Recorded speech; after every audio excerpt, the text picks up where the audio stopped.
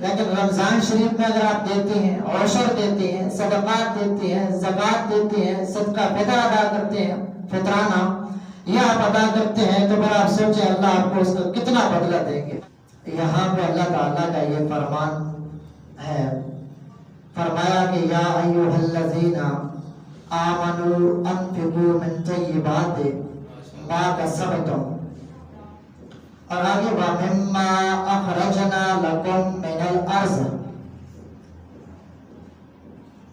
یہاں پہ عشر کا حکم موجود ہے۔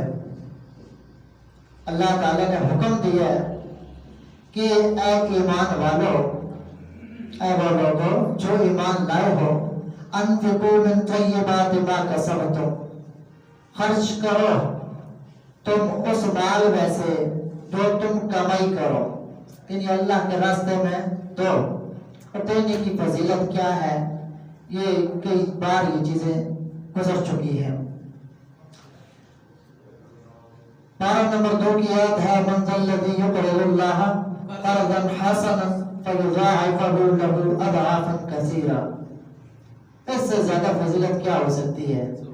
اللہ تعالیٰ نے مجھے اور آپ کو دل دیا، دماغ دیا، صحیح سلامت زندگی عطا فرمائی، ہاتھ پاؤں دیے، صحت والی، عافیت والی، تندرستی والی زندگی ہمیں عطا فرمائی، خود ہی مال کمانے کے بہانے دیے، خود ہی ہمیں مال عطا فرمایا، لیکن اسی مال میں سے تھوڑا سا 2.5% زکوٰۃ یا یہ عشر 10واں حصہ 10 من کے ساتھ 10واں من جب دینے کا کہا تو ساتھ میں یہ کروایا کہ یہ جو تم دے رہا ہو نا، یہ میں اللہ مقروض ہوں تمہارے اس مال کا، دینے والا خود ہے۔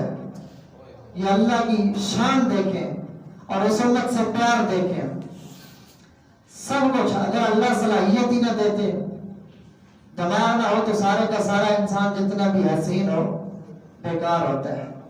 ساری صلاحیتیں عطا کر کے، سارا مال دے کر کے، پھر اس مال کو اپنے راستے میں، وہ بھی اپنے اوپر نہیں، اپنے مسلمان بھائیوں کے اوپر جو مستحق ہیں ان کے لیے دینے کو اللہ تعالیٰ کہہ رہے ہیں کہ دے تو ان کے رہو، لیکن اس کا بدلہ یہ میں اللہ مقروض ہوں، میں تمہیں دوں گا، یہ تمہارا قرض ہے۔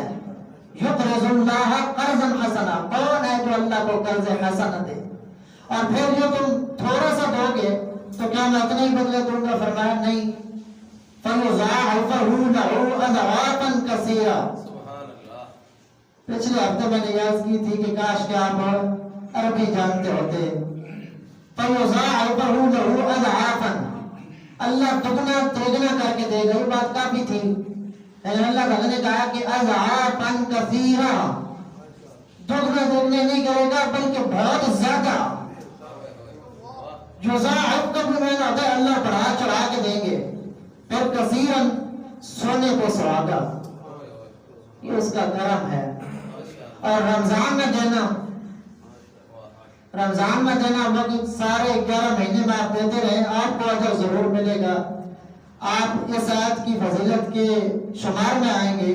لیکن رمضان شریف میں اگر آپ دیتے ہیں، عشر دیتے ہیں، صدقات دیتے ہیں، زکوٰۃ دیتے ہیں، صدقہ فطر ادا کرتے ہیں، فطرانہ یہ آپ ادا کرتے ہیں، تو پھر آپ سوچیں اللہ آپ کو اس کا کتنا بدلہ دیں گے۔ تو وَمِمَّا أَخْرَجْنَا لَكُم مِّنَ الْأَرْضِ، اور اس میں سے دو جو ہم نے نکالا۔ اللہ تعالیٰ بھی سمجھانے میں نہ حد ہی کر دیتے ہیں، کتنا خوبصورت انداز ہے۔ جو تمہارا، اللہ تعالیٰ نے ایسا نہیں کہا کہ جو تم نے زمین سے نکالا یا جو تمہارا، اللہ نے فرمایا وَمِمَّا أَخْرَجْنَا، اس میں سے تو جو ہم نے نکالا زمین سے، جو میں اللہ نے نکالا۔ اگر اللہ اب گندم تیار ہے، اللہ تعالیٰ ہمارے سب مسلمان بھائیوں کی گندم کی حفاظت فرمائے، اور جن کی ضائع ہو چکی ہے اللہ اس پہ ان کو بہترین اجر نصیب فرمائے، بہترین نعم البدل نصیب فرمائے۔